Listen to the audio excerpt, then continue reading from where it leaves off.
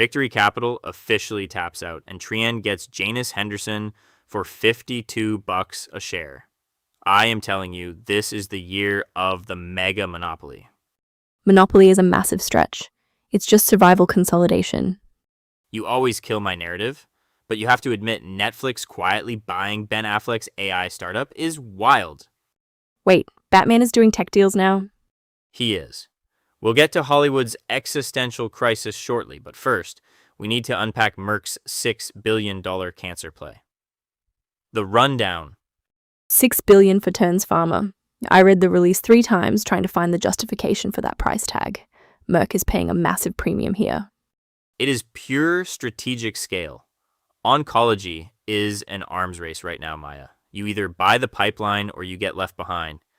Biopharma buyers are ignoring the regulatory headwinds and just paying up for high-quality assets. I get the arms race analogy, but $6 billion? I need to see the clinical trial footnotes before I bless that valuation. Though I guess it fits the whole 2026 narrative. Everyone is doing exactly one deal this year, but it is a giant one. Exactly. Speaking of giant and, frankly, incredibly boring deals, Cintas is buying UniFirst for $5.5 billion. Uniform rentals, be still my beating heart. Hey, do not mock the uniforms. As a former banker, I look at that cash flow and I want to cry tears of joy. It is perfectly predictable. You know what is not predictable? Universal Health Services throwing $835 million at Talkspace. See, I actually think that is a smart integration play. UHS gets a massive digital front door for behavioral health. Are we really still buying telehealth companies in this economy? Talkspace feels like a relic from the zero interest rate era. I am shocked they got near $1 billion. You are looking at the medium, not the data. The patient acquisition cost for UHS drops off a cliff with this. But if you want to talk about weird tech deals, I have some Hollywood gossip. Hit me. Netflix quietly bought into Positive. That is Ben Affleck's AI filmmaking startup. Wait, really? Ben Affleck has an AI startup? Had an AI startup. Now Netflix has an AI startup. I love that. We have Apollo executing a $3.7 billion buyout of Japanese glassmakers, and Netflix is buying algorithms from Batman. The market is completely unhinged. It keeps us employed, and we should keep an eye on Gilead Sciences. They are supposedly closing a $2 billion deal for Aura Medicines by tomorrow. Plus, Sony and TCL are circling a $1 billion home entertainment tie-up. So the big keep getting bigger? Which is the perfect segue because Victory Capital just officially tapped out, and Trian is finally walking away with Janus Henderson. $52 a share in cash.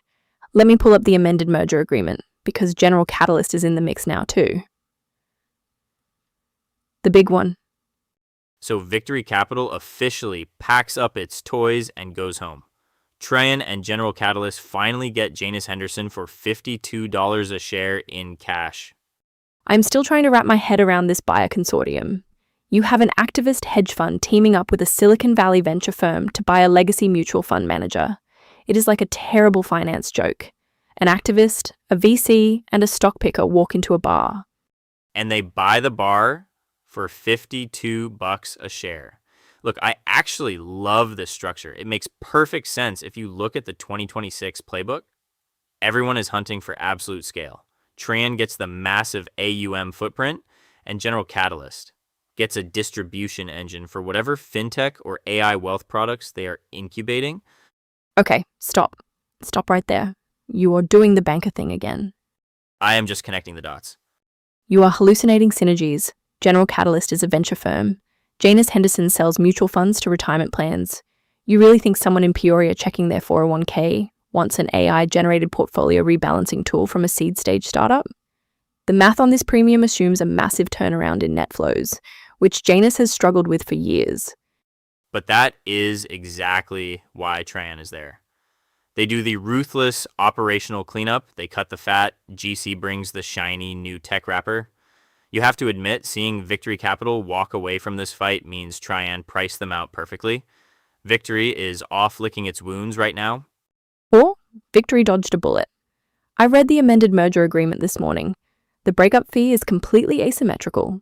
Trian and GC basically locked this up so tight that Victory would have had to overpay by at least another 10% just to make the math work for Janus's board. It was not a fair fight. Fair fights are for amateurs. Trian wanted the scale.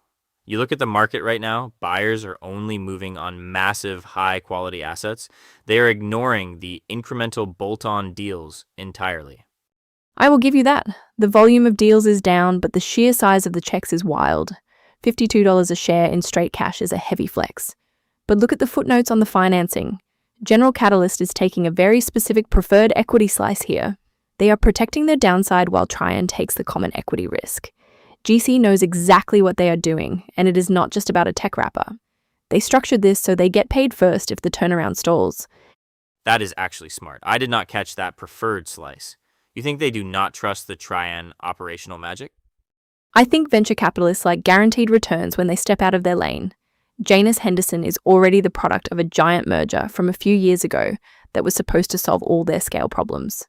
Now we are doing it again. It feels like tying two rocks together and hoping they float.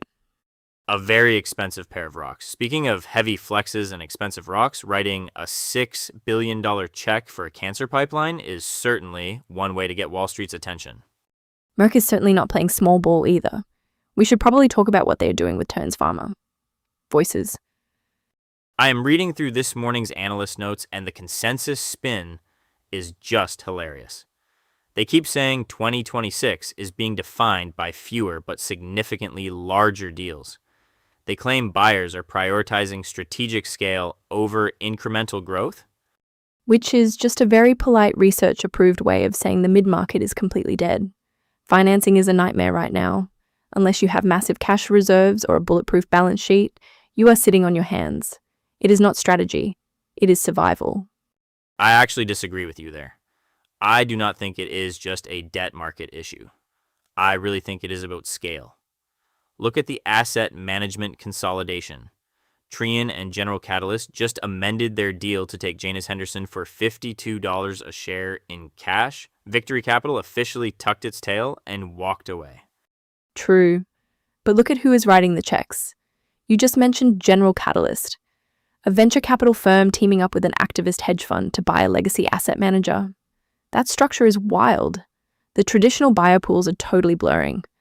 Exactly. And the analysts are right about buyers ignoring the geopolitical headwinds if the asset is high quality. They are moving aggressively on biopharma and AI. Biopharma is the perfect example. Merck is reportedly nearing a $6 billion deal for Terns Pharma. $6 billion. They desperately need to bolt on that oncology pipeline, and they clearly do not care about the regulatory noise right now. Speaking of AI and weird combinations, did you see the Hollywood gossip? Netflix quietly bought Interpositive. Wait, Ben Affleck's AI filmmaking startup? Yes, the Batman AI synergy we never knew we needed. Oh, come on. I need to see the footnotes on that term sheet. I bet the earnouts are entirely tied to streaming metrics. Or Rotten Tomatoes scores. We will see if they actually disclose the purchase price. But speaking of deals we expect to see finalized tomorrow, keep your eyes on Gilead. Spill the tea. I am telling you, the Unilever food business is going to McCormick. The rumors are everywhere this morning. Okay, but why? McCormick is the Spice King. Why would they want to inherit a massive, slow-growth portfolio of mayo and bouillon? Because scale is the only thing that matters in consumer goods right now. You buy the shelf space, Maya. You don't just buy the paprika. I still don't buy it. Show me the term sheet. Until I see the actual footnotes on how they're structuring that carve-out, it's just banker gossip. But speaking of things I barely believe, did you catch the quiet Netflix acquisition? No, who did they get? Interpositive. The AI filmmaking startup? Wait, really? Isn't that the one founded by Ben Affleck? The very same. Goodwill Hunting meets generative AI. Netflix just snapped them up completely under the radar. Oh, come on. You know my theory on this. Every streaming platform is terrified of being left behind on AI production costs, so they're just throwing money at celebrity tech projects to look innovative. Exactly. I looked at Interpositive's actual tech stack a few months ago. It's mostly just a wrapper on existing open source video models. But Netflix gets to tell Wall Street they're revolutionizing Hollywood with Batman. That's actually smart. Think of the synergies, Maya. Please don't use the S word when we are talking about Ben Affleck. Fair enough.